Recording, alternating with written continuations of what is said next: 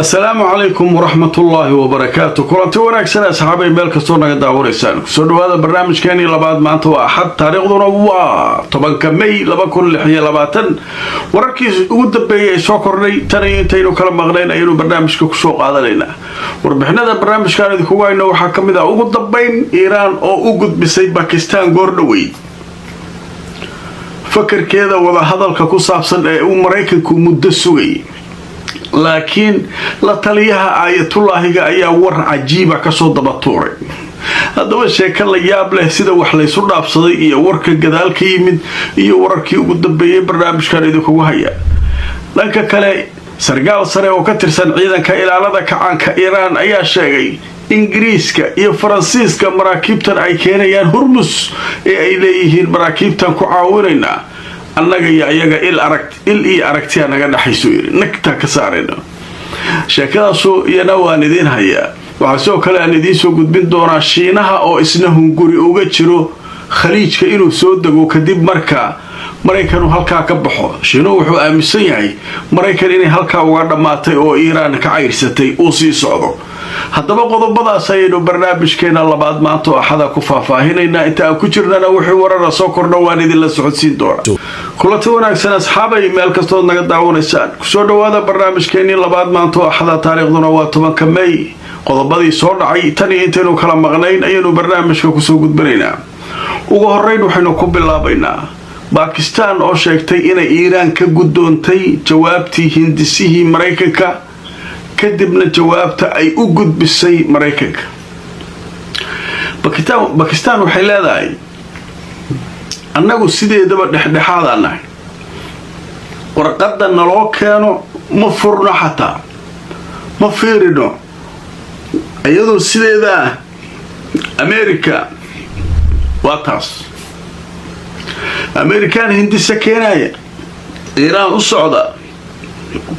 annagoo furin waakaas inaan wada hadalnaan ku heshiinay Islamabad kaalay intaas way dheen shaqadeen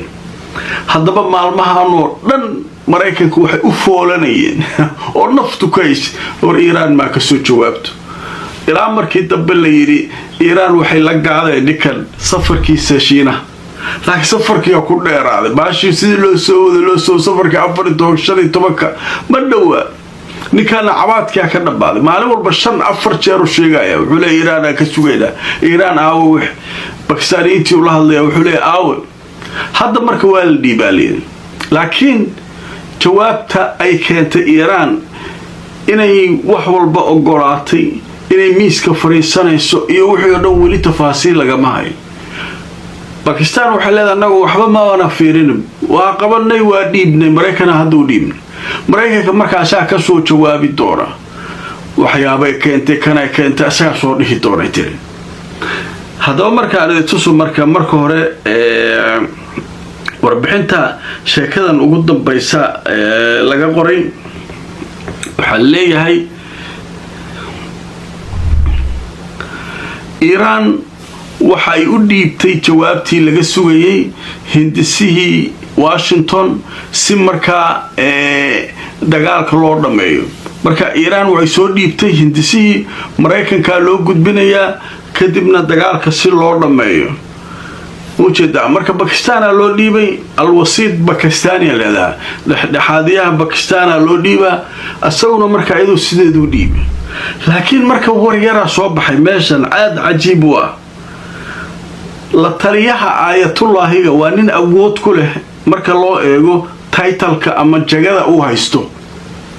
la taliyaha aayatullaahiga waa nin sare wasiirada iyo waxaan dhan ka sareeya ninkaas war ka soo daba tuuray warqadii la dhiibay macnaha warqadda waxa ku qoran lama ogeyn warbaahinta ma ogaa karin Pakistan waxay tiri anagu sideeda iyadoo Mareykan u dhiibnay Mareykanna wali kama soo jawaabin warqadda marka waru ka soo daba tuuray warka daba tuura marka warkaas dadka wax falanqaynaya waxay leeyihiin warkaas wara nooga baxay warqadaas waxa ku qoran oo ninkan sharaxaya inuusan Mareykanku wuxuu yiri inuusan Mareykanku dib ugu soo noqonayn ee gobolka bariga dhexe u si joogay waa ka guuray meesha ninkan dagaalkii labaad markii laga soo laabtay kadib cidda kaliya maraykanka ka adkaatay waa annagu uu leeyahay waa ayatulaahiga mustashaarkiisa la taliyiisa wuxuu leeyahay maraykan waa uga dhammaatay halkan waa ka duuduubana waa socdaa macnaha nimankan waxa ay warqadda ku qoreen inkastoo aan la ogeyn laakiin ninkan hadalkiisa maraykan waxaas waa soo diidi doonaa hadduu aqbalo meeshaan waa ka socdaa uu leeyahay ninkan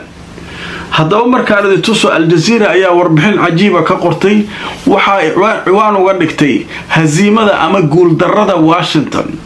la taliyaha ayatulaahiga ayaa wuxuu leeyahay waxaanu filaynaa maraykanka inaanu mar dambe joogi doonin gobolkan bilaha soo socda wixiise waa ka guran doonaa Washington waxa uu sheegay inay markaa kala kulantay Iran iska caabin aanay filayn waxaana ay Iran u qabsatay oo ay la wareegtay gacantana ku dhigtay marin biyoodka Hormuz waxa meesha ka baxay imbraadoriyadii maraykanka uu ku haystay gobolkaas waxaana hadda imbraadoriyadaasi ama boqortooyadaasi ay bilowday inay dhacdo oo ay hoos u dhacdo annagu waxaan nahay dawladul waxiida oo dawladda kaliya ee markaa maraykanka ka adkaatay dagaalkii labaad ee adduunka sidaa daraadeed maraykanka uma ogolaan doono inuu sii wado siyaasadihiisii hore ee galbeedka Aasiya ninkan marka warkiisi waa cadyahay warkii marka warqadda ku qornaa inuusan rajo badan lahayn dadka qaar leeyihiin oo waxay leeyihiin ninkan warkan uu ka daba tuurayo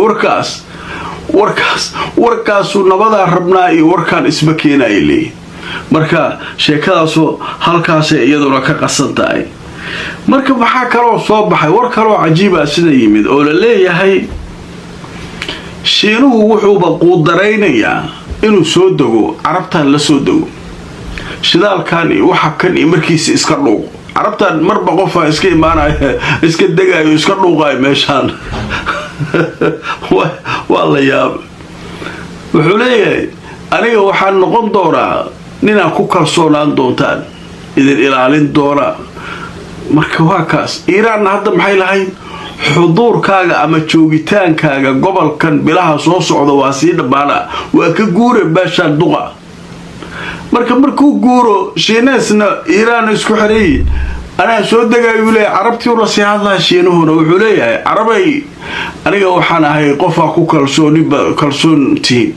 ninkii meesha soo degay waxa idinka dhuuqay lacagteeda ka qaad waa idin waaridiyeena idin yiri wax uu idin waaridiyay maartay jugta idinka galiyay maal walba lacag uu idinka daldalan jiray ana idin waaridiyeena saldhigyaan ka samaysan halka cid idin soo hunguriyeenaysa male ya isgaareen dheer Iran jugta ka galis marka aniga soo dhaweeyay waxa moodaa islaan garoob oo la shukaasanayo moodaa carabti waa wareereen carabti shiinaaskii hadda xudxudara meelaanu ka maraa haddaba markaan idin tuso warbixin kooban oo aljaziira ciwaan uga dhigtay shiinuhu waxay leeyihiin carabay annaga ayaa idiin noqonayna bedel wanaagsan oo aad ku kalsoontiin bedel wanaagsan idiin noqonayna carabay la socdo leh marka sheekadaasu sheeka caadiya baahan warkaasu marka waxa uu ka mid yahay wararka soo kordhay saacadihii la soo dhaafay